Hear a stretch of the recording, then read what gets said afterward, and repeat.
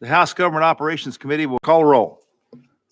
Representatives Byrd, Calfee, Cochran, Crawford, Dixie, Faison, Johnson, Lafferty, Lamar, Littleton, Rudder, Stewart, Warner, Vice Chairman Reedy, Chairman Reagan. Here. Mr. Chairman, you have a quorum. Thank you, Madam Clerk. Members, we have a consent calendar.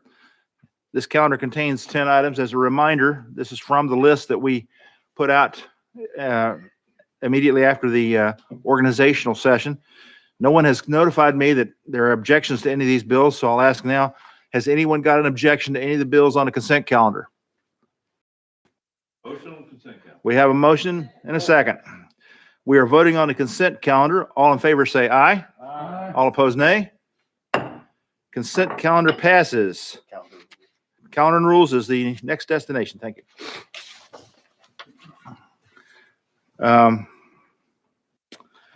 On the regular calendar, some housekeeping.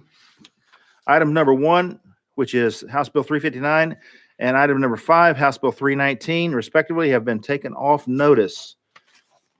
And you have any questions on that one? Seeing none, the remainder of the calendar are my bills, so I will turn the gavel over to the Vice Chair. Mr. Vice Chair, you have it. Thank you, Mr. Chairman. Members, number 2 on the calendar, Chairman Reagan, you are recognized on House Bill 274, which is the Department of Economic and Community Development. Thank you, Mr. Vice Chair. This bill extends the Department of Economic and Community Development to 2025. The commissioner is present, so we go to recess to hear from the department. At this time, can I get a motion and a second? We've got a motion and a second on the bill. Yes, sir, Mr. Chairman, we will go out of session to hear from, is Commissioner Rolfe with us today? Grant? Just check the microphone for the red light and introduce yourselves for the record, please.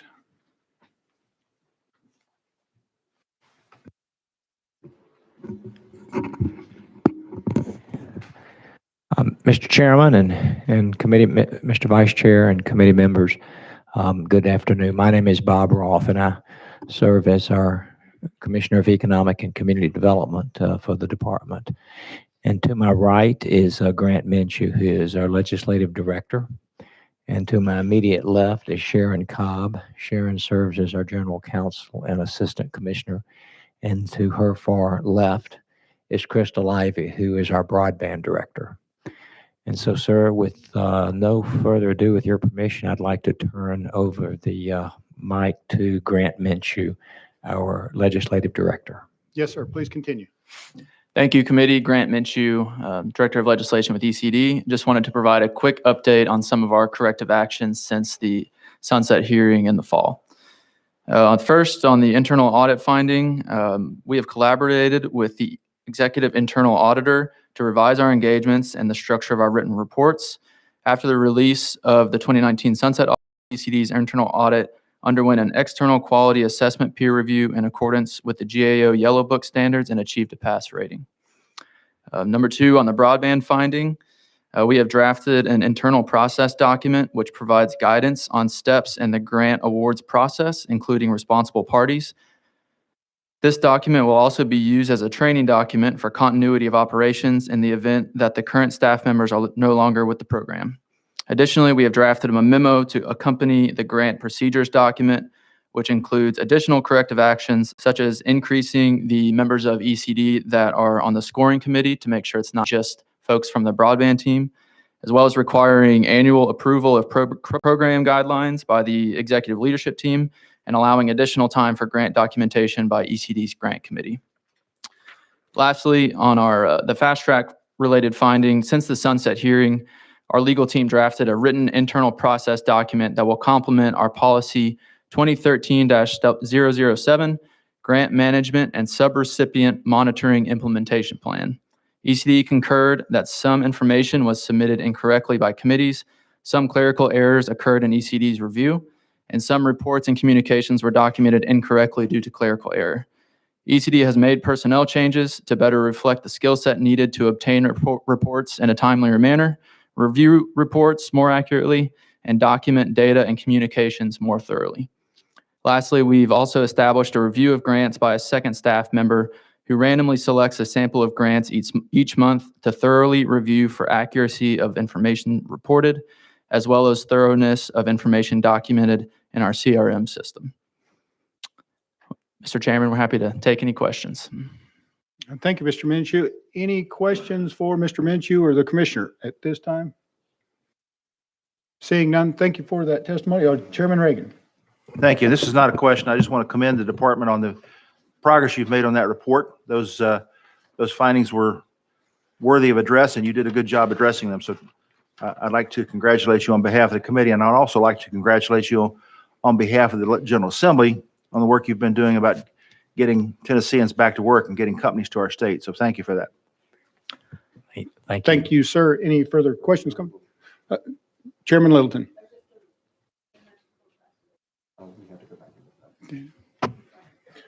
Seeing none, we will thank you for the testimony. Once again, we'll go back into session. Chair Lady Littleton.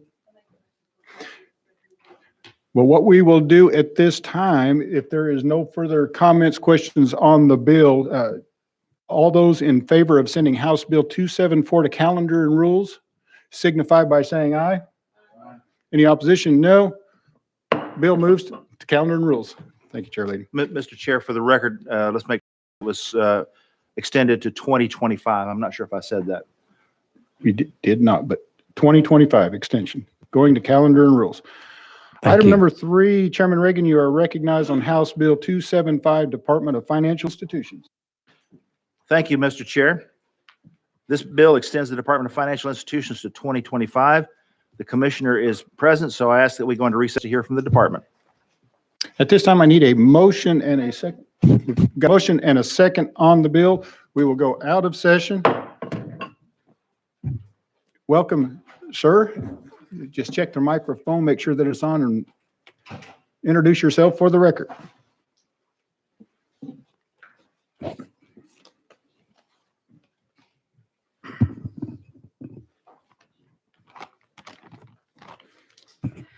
Thank you, Mr. Chairman, Mr. Vice Chairman, members of the committee.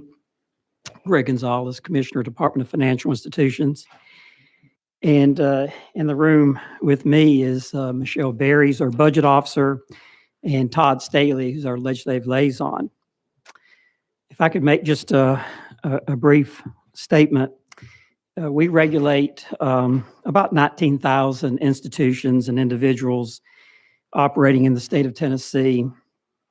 And the total assets that we supervise is approaching about $500 billion. We do that with just over 130 department employees. We regulate banks, credit unions, trust companies, non-bank mortgage industry, finance companies, and a number of small non-deposit lenders, along with money transmitters. Our mission for depository institutions is to ensure safe and sound operations while being mindful of economic development. We simply call that regulatory balance. And the concept that's important in doing this is to ensure that there's tailored regulation by assessing each bank or each credit union on its own merits and circumstances and avoiding a one-size-fits-all regulatory approach. We empower examiners to make important judgments about institutions rather than trying to regulate through more and more laws and regulations that tend to take discretion out of the hands of local regulators and examiners as we work with institutions. On the non-deposit side, our mission is to create the greatest amount of access to credit within the bounds of the law and fair operations by non-deposit companies. We have a risk-focused exam program for non-deposit companies that facilitates this mission. This program allows us to create a risk profile for each licensee and then rate licensees high, moderate, or low risk. That judgment is based on a number of factors, such as whether there are written policies and procedures in place to direct employees in deploying consumer products, where there's significant turnover in staff that not hinder compliance efforts, and where there's staff training in place, just to name a few factors. Financial institutions have weathered the COVID-19 environment well, and we'll be monitoring the situation very closely over the coming months and years. And with that, I'm happy to try to answer your questions. Thank you, Commissioner Gonzalez. Any questions, comments from the committee members? Chairman Reagan. Thank you, Mr. Vice Chair. For committee members that are new to our committee, I will remind you, this didn't have an audit. This was a question and answer, which is attached on your dashboard for your review. And Mr. Gonzalez, we appreciate you being here today. Also, would you care to comment on any revocations or suspension of charters that you may have made? We've not revoked or suspended a bank or credit union charter. Thank you, sir. Any further questions, comments from the committee members? Commissioner Gonzalez, thank you for your testimony. Thank you for being with us here today. With that, we will go back into session. Chairman Reagan, what is the sunset date on this, please? Thank you, Mr. Chair. The recommended sunset date for this institution is 2025. Thank you, sir. The bill has been moved and seconded. Any further discussion on House Bill 275? Seeing none, all those in favor of sending House Bill 275 to calendar and rules signify by saying aye. Any opposition? Nay. Moves out to calendar and rules. Thank you, Commissioner. Appreciate you being with us today. Members, next on the calendar, item number 4, Chairman Reagan, you are recognized on House Bill 303, Tennessee Bureau of Investigation. Sir, Thank you, Mr. Vice Chair. motion and a second. Please continue, sir. This bill extends Tennessee Bureau of Investigation to 2025. And again, as a reminder, this particular organization was before us. The reason they're not on the consent calendar is twofold. One is their size, and the other one is there were a few questions that were asked. So if committee members have questions, I would ask that we go out of session to hear from the department. Without objection, we're out of session. Gentlemen, please have a seat. Check your microphone and introduce yourselves for the record, please. Mr. Vice Chairman, Mr. Chairman, I am Brad Nealon, Deputy Director of the TBI. To my right is Rich Littlehale, Assistant Director of our Technology and Innovation Division of the Bureau. And please continue.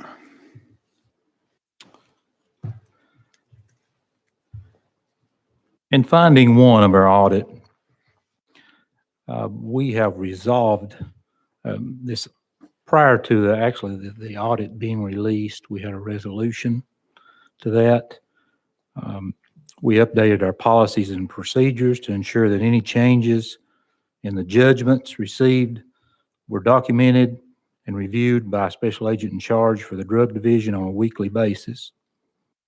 Regarding the recommendation of review of all entries into the drug offender registry, an intelligence analyst reviews a sample of entries monthly. Any needed changes are corrected, and a monthly report is submitted to the ASAC of the drug division. We also added a process of notifying the executive director of the National Association of the Drug Diversion Investigators, also known as NADDI, when offenders are removed from the drug offender registry. Going to the second finding. This was also resolved prior to the audit being released. It has to do with the drug offender registry also and the drug diversion. Beginning in August of 2020, our intelligence analyst in the drug division began notifying the executive director of the National Association of the Drug Diversion Investigators on each business day after the deletions of a drug offender from the registry. And looking at our response on the issue of the sex offender registry, as noted in the audit, the Bureau is no longer permitted to receive any of the administrative costs annually by offenders of the Tennessee Sex Offender Registry per Public Chapter 668. We are currently awaiting direction from F&A on how we may assist our agencies in getting this transition of funds into the state treasury. And finally, on finding 3, as noted in 2 prior audits, the Bureau did not provide adequate internal controls in 2 specific areas. We have initiated corrective actions to the recommendations outlined in the audit report and submitted these to the Comptroller of the Treasury. We will submit the next required update to the Comptroller of the Treasury, which is due by March 15. And are you ready for questions? Yes, sir. I would like to make Director Roush would obviously be here. He has had a death in his family, and due to those circumstances, he is relocating an elderly relative today, Right. and he sends his apologies. But please send our condolences to him. At this time, hearing any questions, comments from members, Representative Calfee. Thank you, Mr. Chairman. I don't really have a question. I've got a comment. I'm not sure how many people have read this, but I contacted the director over the weekend and congratulated him. I believe the TBI and in conjunction with us, law enforcement agency, have located 150 missing children. Is that the correct number? Yes, sir. And what I read said that some of them were obviously had been sex trafficked. So my comment to the director was, thank you so much. And I'll tell you gentlemen the same thing. And I can't imagine anything worse than having a missing child. And so I want to go on record and comment y'all for that major accomplishment. Yes, sir. Thank you. so Thank you, much. Mr. Chairman. Thank you, Representative Calfee. Chairman Reagan. Thank you, Mr. Chair. And I'll echo what my colleague just said. Thank you to the department for that. And also remind my colleagues that the audit findings that you see before you also had observations. The observations don't need to be addressed until they become findings. However, I'm sure that the department is working on these. With that said, Mr. Chair, the bill was to extend the Tennessee Bureau of Investigation to 2025. I'm sorry, we're in recess, right? Yes, we are. Okay. Motion to go back to session. Thank you. And Deputy Director, thank you, and for your staff, the work that you do. At this time, we will go back into session. And at this time, Chairman Reagan. Thank you. The bill extends the Tennessee Bureau of Investigation to 2025. I move positive recommendation. There you go. The bill has been moved and seconded. All those in favor of sending House Bill 303 to calendar rules signify by saying aye. Aye. Any opposition? No. Passes on to calendar rules. Gentlemen, thank you and have a great day. Thank you so much. Members, next on the calendar, item number 5, House Bill 319 was taken off the calendar. The last one on the calendar for today, number 6, Chairman Reagan, you are recognized on House Bill 308, Tennessee Public Charter School Commission, sir. We have a motion and a second. Thank you, Mr. Chair. This bill extends the Tennessee Public Charter School Commission to 2023. As a reminder, this is a sunrise bill, and I also have an amendment to it. So to put this bill in proper form, the barcode number on the amendment, sir? The barcode number is 004195. Members, can I get a motion and a second? We have a motion and a second on the amendment. Chairman Reagan. Thank you. This is a technical correction. What it fixes the name of the commission. We inadvertently had 2 words out of order. The amendment changes the name from the Public School Charter Commission to the Public Charter School Commission. I move adoption of the amendment. Thank you. And at this time, to put this in favor of adding Amendment 1, signify by saying aye. Any opposition? No. The amendment goes on, and it looks like at this time, Mr. Chairman, we need to go out of session. It looks like we've got some folks that want to speak. Thank you, Mr. Vice Chair. Move that we go out of session. With no objection, out of session. Welcome to the Government Operations House Committee. Please make sure your microphone is on the red light and introduce yourselves for the record, please. I'm Tom Griscom. I'm the chair of the Tennessee Public Charter Commission. Hi, I am Tess Stovall. I am the executive director of the Charter Commission. Good afternoon. I'm Ashley Thomas, General Counsel for the Public Charter School Commission. Thank you. Chairman Grisham, please. Good afternoon, Mr. Vice Chairman, Mr. Chairman, and members of the committee. I am Tom Griscom. I live in Chattanooga, and I'm currently the chair of the Tennessee Public Charter School Commission. With me today is our Executive Director, Tess Stovall, our General Counsel, Ashley Thomas, and our Director of External Affairs, Chase Engel. The Charter School Commission was established in 2019 by the General Assembly to serve as an independent state agency to hear charter school appeals and to serve as an authorizer, an appellate authorizer of charter schools. The establishment of the Charter Commission is a national best practice and allows a standalone body to focus exclusively on high-quality authorizing.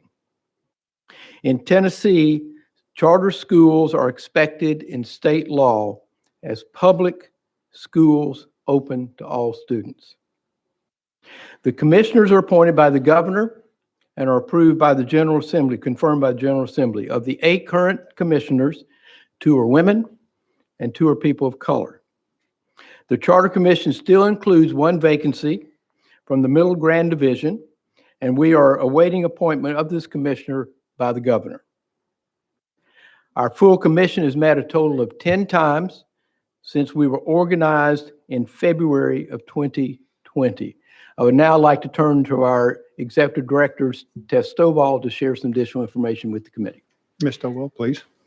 Thank you, committee, for having me today. Again, my name is Tess Stovall. I serve as Director of the Tennessee Public Charter School Commission.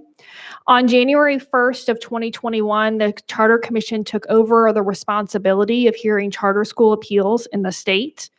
The path for charter schools always starts at the local district level, in which an operator has to apply to the local district first, and only upon receiving a denial from that local district may appeal to the commission. When in all appeals processes, the Charter Commission will hold a public hearing in the local district that the charter school intends to locate. A public hearing will allow the local district and the operator to have a chance to be heard publicly, and we will also be accepting public comment. In preparation for this work, the Charter Commission has had extensive training, both from the State Board of Education, who previously held this role, as well as from national experts on charter school authorizing. On July 1st of 2021, the authorization responsibilities currently held by the State Board of Education will transfer to the Charter Commission. The Charter Commission, as an authorizer, will hold the responsibility of oversight and monitoring of those authorized charter schools, and we are currently staffing up to assume that responsibility. As the chairman shared, we have hired 3 staff members since we were previously with the committee in the fall, and we are continuing to build out our staff to handle those responsibilities. And at this point, we would be happy to take any questions from the committee. Thank you for that testimony. It looks like just Chairman Reagan. Thank you, Mr. Vice Chair. And my question, I have 2 actually. One, they're interrelated, but the vacant position, when you announce those kind of things, it's been in existence since January. I would assume that's 2 months. Do you have any nominees put forward to fill that? Mr. Chair, we would like for you to write a letter to the governor or communicate. We had a discussion with the governor's team about 2 weeks ago to ask them where they were in making the appointment. They told us they were interviewing candidates. We had hoped before we appeared here today to be able to tell you all that there was a 9th candidate, who had been nominated by the governor for this Middle Tennessee position. That is not the case. We are anxious because we have reorganized our committee structure on the Charter Commission in anticipation of the functioning that we're moving into as an authorizer and with the schools that we will have under our jurisdiction. And we've got a vacant spot for this commissioner once he or she is named to fill in this new committee structure we've put together. So this vacancy has been there for almost 18 months. A year, probably. A year, 12 months then. And so, Mr. Chairman, we are anxiously awaiting the governor's appointment. Chairman Reagan. Am I to assume you need me to write the letter now? Well, when we met with them a couple weeks ago, I did remind them that the chairman had asked that question and how I'd answered it for you. I would hope today, as I sit here in front of you and the committee, that I can say, no, I believe that they are really about to the position to make this nomination. So thank you again. But I might ask the chairman, if we aren't there, could I reach back out and say, maybe, would you still consider writing a letter? The answer is yes, and I'm going to give you a deadline. If that's not done by the end of this month, please let me know. Yes, sir. Thank you. Thank you, Mr. Vice Chair. I Any- move we go back into session. Any further discussion for these folks? Seeing none, thank you for being with us today and your testimony. We'll go back into session. Any further discussion on the bill? Chairman Reagan. Thank you, Mr. Vice Chair. As a reminder, again, this extends the Public Charter School Commission to 2023. This is a sunrise bill. That is the standard time that we give sunrise agencies. They will be back before us after that period of time for further authorization. Thank you, Mr. Vice Chair. Thank you, Chairman Reagan. The bill has been moved and second. All those in favor of moving House Bill 308 to calendar and rules signify by saying aye. Any opposition? No. Bill moves out to calendar and rules. Thank you, folks, once again for being with us. Representative Stewart. Oh, okay. This completes the calendar. Chairman Reagan, the meeting goes back to you, sir. Thank you, Mr. Vice Chair. Do we have further business in front of our committee? If not, as a reminder, committee members, the next joint meeting will be 29 March. Of course, we have our regular meeting on Mondays of every week, but in preparation for a rule review, which is what's going to happen at our joint committee, just a reminder. If we have no other business before us, without objection, we're adjourned.